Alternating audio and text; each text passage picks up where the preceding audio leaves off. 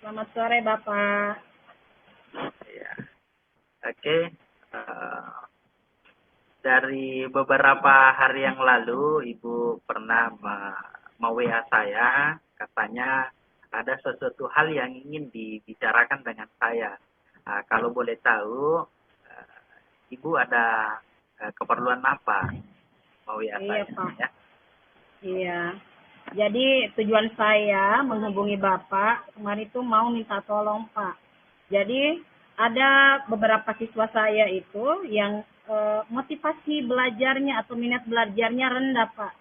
Jadi dari perbincangan kita hari ini mungkin saya bisa mendapatkan gambaran atau pandangan atau solusi bahkan ide yang bisa saya lakukan untuk permasalahan yang sedang saya hadapi dengan murid-murid saya. Bukan hanya pada mata pelajaran saya, Pak, yang mereka kurang motivasi belajarnya, tapi hampir di beberapa mata pelajaran yang lainnya pun mereka seperti itu. Jadi ini membuat saya prihatin, Pak, seperti itu. ya. Oh iya, seperti itu Bu ya. Eh, jadi mungkin Ibu bisa ceritakan atau mungkin bisa menyampaikan tujuan tujuan daripada eh, apa yang Ibu inginkan sebenarnya ya. Jadi tujuannya adalah saya inginkan pada pertemuan ini bisa mendapatkan solusi bagaimana sih meningkatkan minat belajar siswa saya. Karena bukan hanya satu pelajaran, kalau hanya satu pelajaran berarti gurunya yang ada masalah dengan cara Iya, mengajarnya mungkin. Tapi ini terjadi di beberapa mata pelajaran, Pak. Jadi tujuan dari pertemuan kita ini semoga saya bisa mendapatkan solusi untuk saya gunakan nanti yang tujuannya bisa meningkatkan motivasi belajar siswa-siswa saya. oh iya, betul. Ya, betul sekali ya apa yang menjadi niat baik Ibu ya. Jadi itu semata-mata adalah menjadikan anak didik Ibu adalah siswa yang berkarakter dan uh, pintar Bu ya. Ya, jadi kalau boleh tahu Bu, apakah Ibu pernah melakukan identifikasi dari persoalan yang tengah Ibu hadapi? Mungkin ada beberapa kali saya lakukan identifikasi, Pak, dan yang saya temukan itu kurang minatnya anak-anak melakukan literasi. Jadi ketika mereka menghadapi mata pelajaran yang memiliki banyak istilah-istilah yang rumit, mereka agak susah karena mereka tidak memiliki pengetahuan yang lebih karena kurangnya literasi. Itu yang pertama, Pak. Dan mungkin yang ini menurut pengamatan saya, Pak, mungkin cara mengajar gurunya masih konvensional, masih berpihak pada gurunya. Gurunya masih memiliki gaya mengajar yang lama atau lebih ke ceramah, Pak. Seperti itu. Oh iya, Mungkin itu yang jadi masalah, Pak, ya. iya, iya. Iya. Jadi dari identifikasi Ibu melihat bahwa kurang minatnya siswa untuk belajar karena yang dipengaruhi oleh dua faktor. Jadi faktor yang pertama adalah literasi, ya. Kemudian yang kedua cara mengajar guru yang ada di sekolah Ibu, itu sebagian besar masih belajar dengan menggunakan konvensional atau cara-cara dulu ya. Iya. Ya. Kemudian dari Ibu sendiri mungkin bisa memberikan sedikit gambaran langkah-langkah apa yang pernah Ibu lakukan untuk menyelesaikan untuk uh,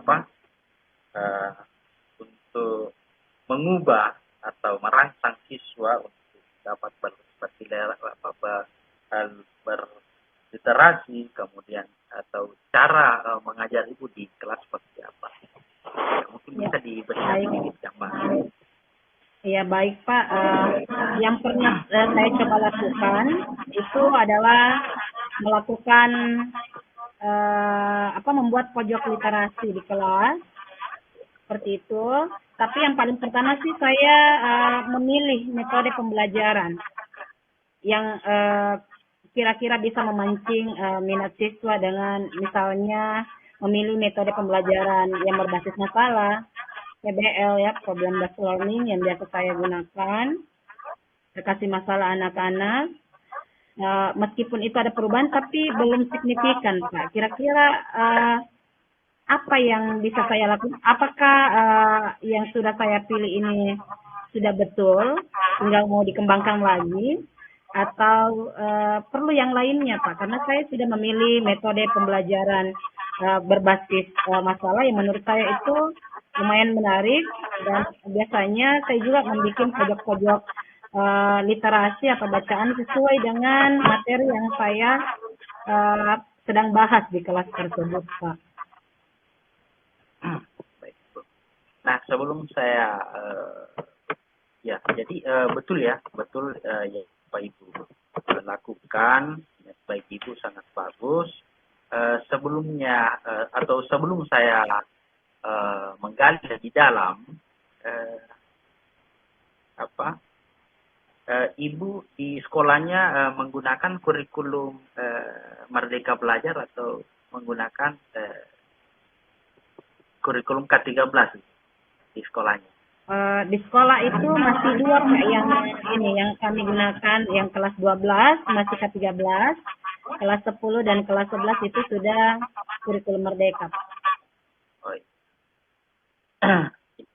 jadi berdasarkan apa yang Ibu sampaikan bahwa kurangnya literasi anak, kemudian cara guru mengajar yang masih konvensional, jadi perlu Ibu ketahui bahwa di kurikulum yang berlaku di sekolah Ibu itu semuanya bagus, namun ada yang lebih yang membuat anak itu lebih termotivasi kalau kita menggunakan sebenarnya Merdeka Belajar, ya. Karena di Merdeka Belajar itu tidak hanya pelajaran selalu berpihak pada siswa, guru, tapi lebih kepada siswanya. Nah, terkait dengan literasi tadi, jadi kalau literasi itu tidak hanya semata-mata membaca ya, bukan hanya membaca, tapi mendengarkan pun itu masuk pada literasi juga.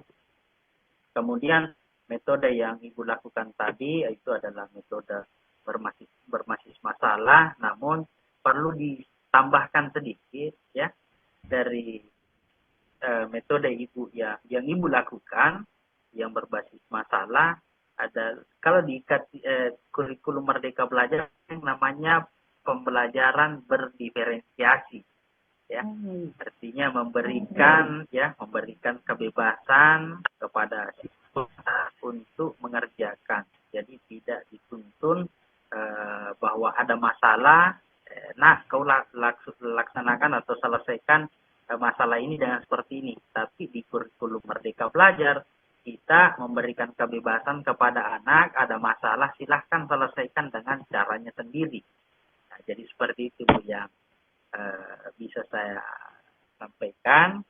Jadi betul sangat baik, namun perlu sedikit poles lah ya, seperti itu Bu ya. Oh, terima kasih Pak, luar biasa sekali. Saya pun tidak sampai kepikiran bahwa berdiferensiasi itu yang luar biasa Pak. Terima kasih sudah mengingatkan saya kembali. Dan ini menambah pengetahuan saya, menantang saya untuk bisa berbuat lebih untuk anak-anak saya di kelas. Dan betul kata Bapak tadi bahwa literasi itu bukan hanya sekedar membaca teks, tapi menyimak, mendengarkan, memperhatikan di sekeliling itu pun termasuk ke dalam literasi. Dan ini yang saya tidak kepikiran. Saya hanya membatasi pikiran saya bahwa literasi membuatlah pojok-pojok baca. Terima kasih Pak dengan masukannya luar biasa. Jadi dengan pandangan Bapak, dengan arahan Bapak tadi ini, saya punya ide untuk melakukan pembelajaran berdiferensiasi ke depannya, Ya, terutama melihat kebutuhannya siswa mungkin Pak. Apakah betul Pak ya? Dilihat dari kebutuhan iya, siswa ya Pak ya? iya, Iya. betul, betul. Jadi iya itu rencana ini saya Pak ke depannya mau membuat pembelajaran berdiferensiasi dengan melihat kebutuhan-kebutuhan siswa saya di kelas. Ya. Oke, jadi mungkin Bu ya, jadi karena permasalahannya sudah terselesaikan mungkin, jadi tinggal bagaimana cara Ibu mengolah, ya, mengolah, jadi bukan hanya di kasus yang tadi, artinya di kelasnya Ibu, tapi mungkin bisa disampaikan juga ke teman-teman yang ada di sekolah. Jadi alangkah baiknya bahwa eh, pengetahuan itu disebarkan ya. Oke, jadi mungkin Bu, ya, sebagai refleksi mungkin dari pertemuan kita hari ini, saya minta refleksi dan tanggapannya Ibu. Silakan Bu. Ya, terima kasih Pak. Alhamdulillah dari hasil bincang-bincang kita hari ini luar biasa, ada banyak hal yang bisa saya dapatkan Pak. Ternyata selama ini saya hanya memandang satu arah untuk masalah meningkatkan minat belajar siswa ini. Ada tadi masukan Bapak bahwa memilih metode pembelajaran pun belum cukup sampai di situ, tapi perlu menambahkan, perlu dipoles lagi dengan melihat kebutuhan-kebutuhan siswa kita, bagaimana membuat mereka, bagaimana kita memberikan pelayanan dan pengalaman belajar yang berbeda. Karena menurut saya berdiferensiasi itu adalah bukan membeda-bedakan anak, tapi bagaimana memberikan pengalaman belajar yang berbeda untuknya. Dan perasaan saya sangat senang Pak, luar biasa sekali dengan hasil perbincangan kita kali ini. Seperti itu Pak. Baik Ibu, saya rasa sudah cukup untuk sesi diskusinya kita ya. Jadi, saya ucapkan banyak terima kasih sudah telah mempercayakan saya sebagai hostnya. Sekali lagi terima kasih. Saya ucapkan akhir kata, wabillahi taufiq wal hidayah. Assalamualaikum warahmatullahi wabarakatuh. Waalaikumsalam warahmatullahi wabarakatuh.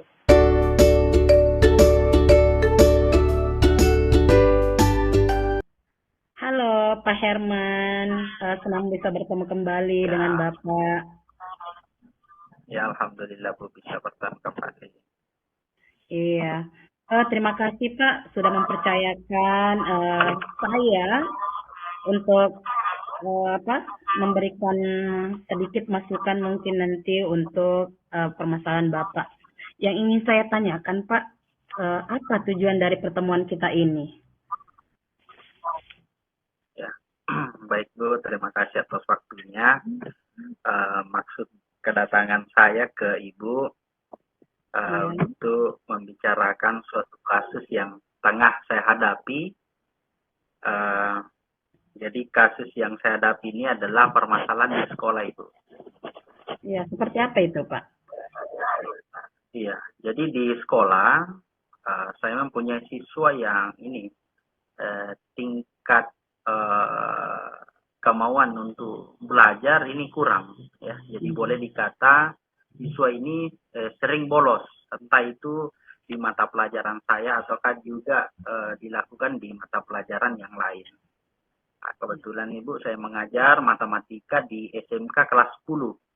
Oh iya. Iya.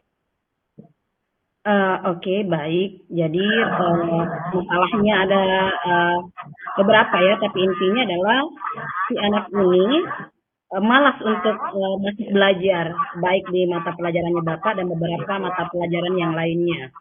Baik, Iya, iya pastinya Bapak punya rencana ya dengan kasus ini. Jadi apa kira-kira rencana yang Bapak sudah buat untuk permasalahan Bapak permasalahan yang sedang Bapak hadapi ini? Betul betul sekali, Bu. Jadi eh, berdasarkan identifikasi yang pernah saya lakukan, sehingga saya berkesimpulan bahwa anak ini kurang kurang minat untuk belajar di mata pelajaran saya itu dipengaruhi karena faktor dari eh, keluarga, karena yang saya dapatkan, informasi yang saya dapatkan itu katanya siswa ini eh, sudah meninggal orang tua ibunya, ya, ibunya yang sudah meninggal, sehingga bapaknya sudah menikah lagi, dan mungkin dari itu sehingga dia malas karena tidak ada restu lah ya dari anaknya. Dia tidak menginginkan lagi orang tuanya untuk menikah. Jadi persoalan keluarga sehingga anak ini malas untuk belajar. Begitu kira. Oh iya. Jadi kalau kita lihat dari ceritanya tadi, berarti si anak ini secara psikologis butuh pendekatan Pak sebenarnya, karena eh, orang tua atau ibunya itu meninggal, kemudian tidak lama setelah itu bapaknya menikah kembali, berarti ada permasalahan psikologis harus ditangani. Apakah Bapak sudah melakukan pendekatan-pendekatan untuk mencari tahu seperti apa sih anak ini? Apanya?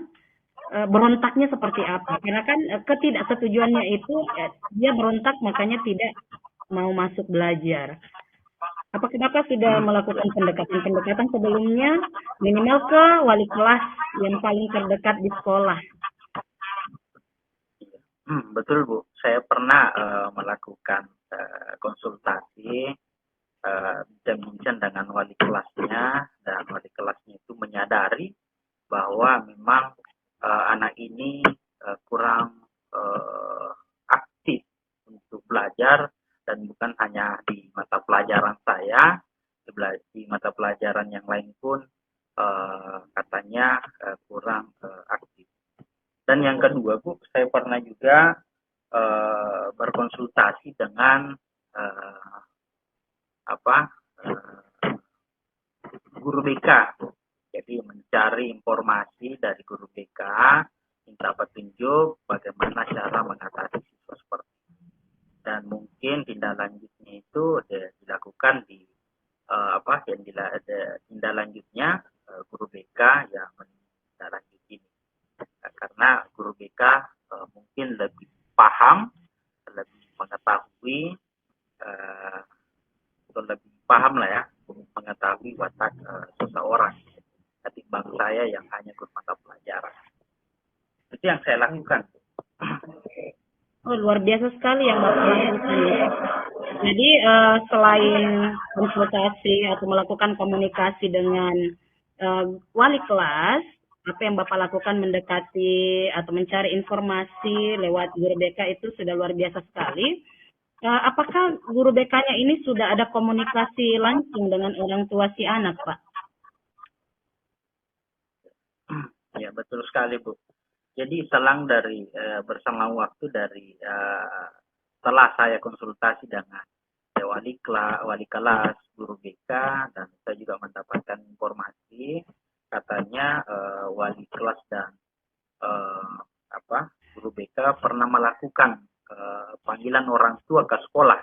Jadi cara yang dilakukan adalah guru BK bekerja sama dengan wali kelas untuk memanggil orang tuanya dari titik permasalahan, dan mungkin di dalamnya itu membahas suatu solusi untuk anak ini. Jadi itu yang dilakukan. Baik Pak, karena Bapak dan DK dan wali kelas itu sudah berusaha melakukan pendekatan atau membangun komunikasi dengan wali murid, kira-kira apa saja hambatan yang mungkin menghalangi Bapak sehingga si anak ini belum mengalami perubahan meskipun itu sudah dilakukan komunikasi dengan orang tuanya.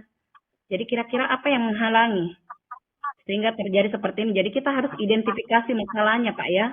Jadi kira-kira apa hambatannya, apa yang menghalangi sehingga belum ada perubahan?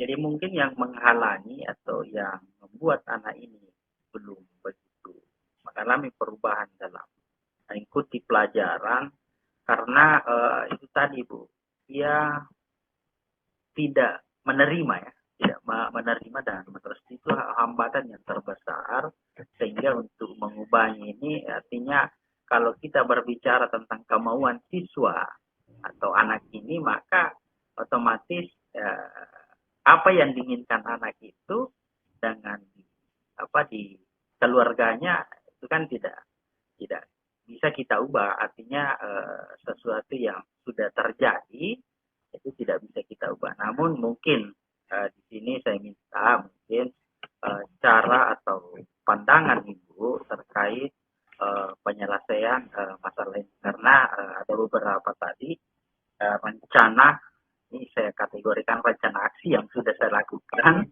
ya baik koordinasi dengan orang itu wali kelas guru BK ada kolaborasi dengan wali kelas untuk memanggil orang tuanya namun belum mendapatkan titik temu jadi mungkin Ibu punya solusi. Oke, bagus sekali Pak.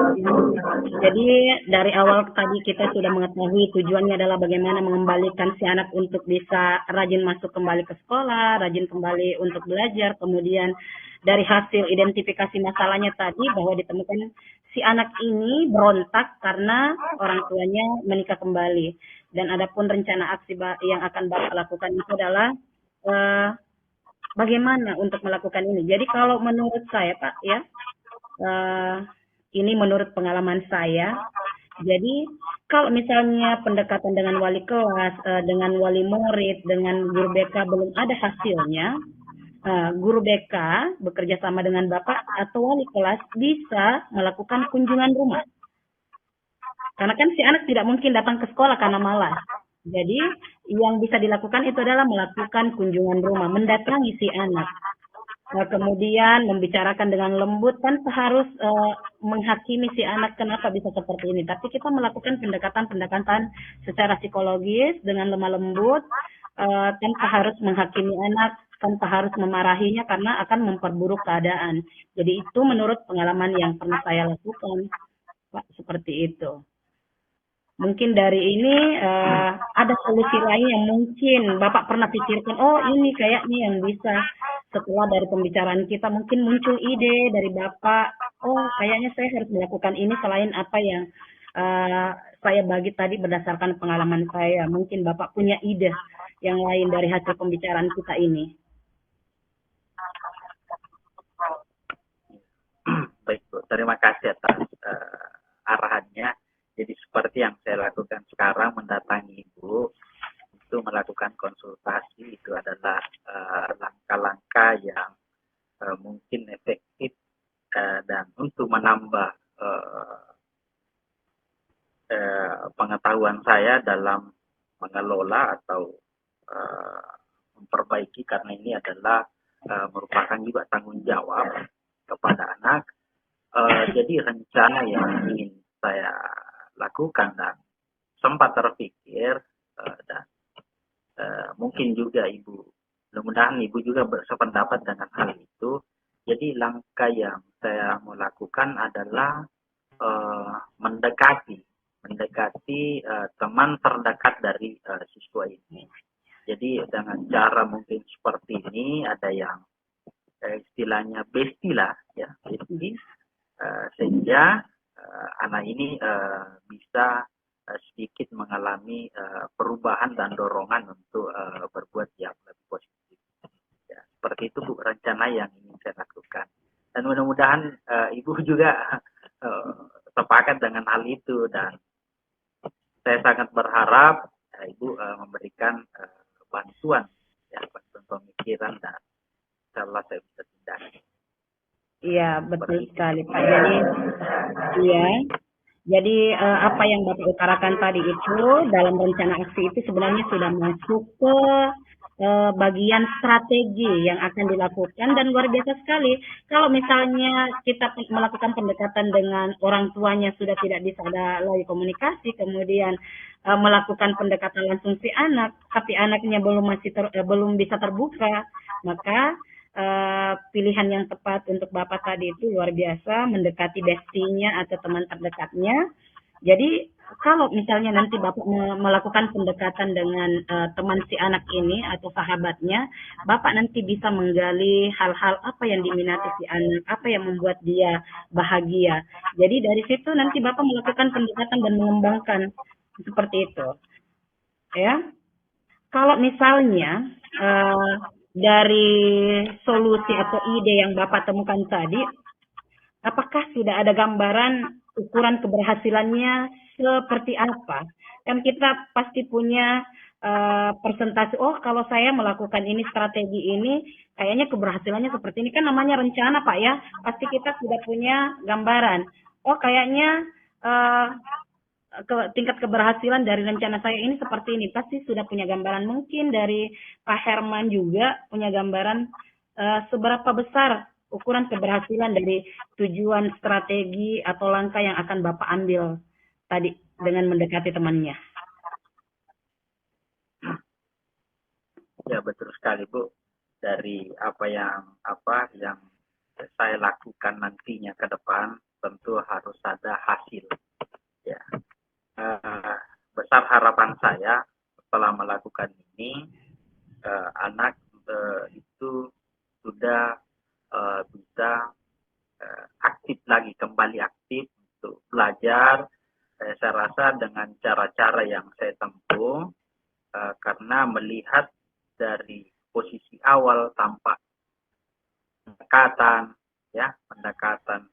mulai dari wali kelasnya, guru BK bersama dengan orang tua dan mungkin nantinya setelah saya melakukan ini dari apa yang saya pernah lakukan adalah sudah sedikit ada perubahan, ya, sudah sedikit ada perubahan dari tindakan yang pernah saya lakukan, yaitu koordinasikan dengan wali kelasnya, guru BK, dan memanggil orang tuanya ke sekolah. Itu sudah ada sedikit perubahan. Jadi insya Allah ke depannya dan mudah-mudahan ini